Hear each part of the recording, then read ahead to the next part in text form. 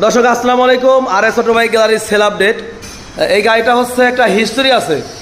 এই গাড়িটা ভাইদের সামনে কিনছি, তাই তো ভাই? এই গাড়িটা ভাইদের সামনে কিনছি, ভাইরা আমাকে ব্যবসা দিয়ে নিয়ে যেতেছে। এখন হচ্ছে যে তো ভাই আপনি কোথা থেকে আসছেন? বোয়ালমারি থেকে। আচ্ছা, এখন হচ্ছে যে গাড়ি যে আমার কাছ থেকে কিনলেন, খুশি তো? আপনাদের সামনে তো আমি পার্টির কাছ থেকে কিনছি, যার গাড়ি তার কাছ থেকে আমি কিনছি। পরবর্তীতে আমার কিছু ব্যবসাতে আপনারা নিয়ে যেতেছেন। আসলে যারা আসলে গাড়ি কিনতে চায় তারা কি কিনতে পারবে আমার কাছ থেকে? আসতে পারে। আর যারা দূর থেকে আসতে চায়, যারা দেখা গেছে অনেক দূর থেকে আসে, তারা কি আমার কাছে কি বিশ্বাস করতে পারবে? বিশ্বাস করতে পারে আপনারা। আচ্ছা, আপনি এমনি ব্যক্তিগত কি জব করেন?